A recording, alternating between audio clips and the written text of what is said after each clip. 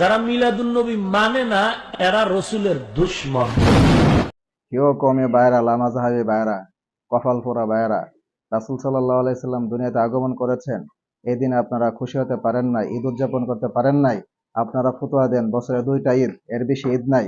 কিন্তু যখন আপনাদের কোনো ভাই জেল থেকে ছুটে আসে, জেল থেকে মুক্তি পায়, তখন আপনারা ফুলের মালা দিয়ে রেলি করে, আনন্দ করে, মিছিল করে আপনারা আনতে পারেন, আপনারা ঈদ উদযাপন করতে পারেন, খুশি হতে পারেন।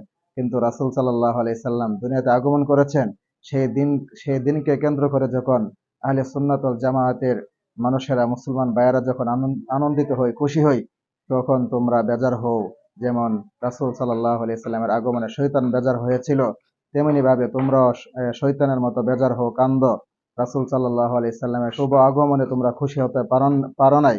কিন্তু তোমাদের বড় বড় আলেম যারা, হক্কানি আলেম যারা, তারা কিন্তু রাসূল সাল্লাল্লাহু আলাইহি সাল্লামকে মহব্বত করে ভালোবাসে। তাদের কথা, তাদের বক্তব্য শুনে তোমরা তোমাদের জ্ঞানকে মজবুত করো। যারা মিলাদুন্নবী মানে না এরা রসুলের দুশ্মন। সামনে বলে গেলাম মিলাদের আলোচনা, উলামায়ে দেওবন্দের আকীদা, হাটাজারি উলামায়ে কেরামের আকীদা, তাবলীগ জামাতের আকীদা, কওমি উলামায়ে কেরামের আকীদা, সত্যিকারের সিরাতে মুস্তাকিমে যে সমস্ত উলামায়ে কেরাম আছে তাদের আকীদা হলো মিলাদের আলোচনা যতই করবেন নফল নামাজের সওয়াব পাবেন, মিলাদের আলোচনা যতই শুনবেন নফল নামাজের সওয়াব পাবেন।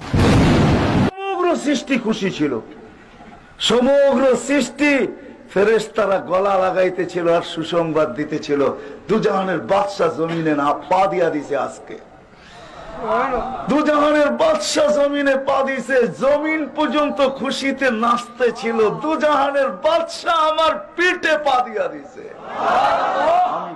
আপনার হৃদয়ে আছে, আপনি কি মিলাদুন নবীর মাস আসছে, আপনার মাস আসছে কি হয়েছে? অন্যান্য মাস যায়, আপনার কাছে কি হয়েছে আপনি বলেন? আমি তো বলি যে যারা বলে সমস্ত ঈদের বড় ঈদ, একবারে সহি কথা বলে। মুহাম্মদ রাসূলুল্লাহর আগমনের চাইতে আর বড় ঈদ কি? আল্লাহ বলছেন কোরআনে,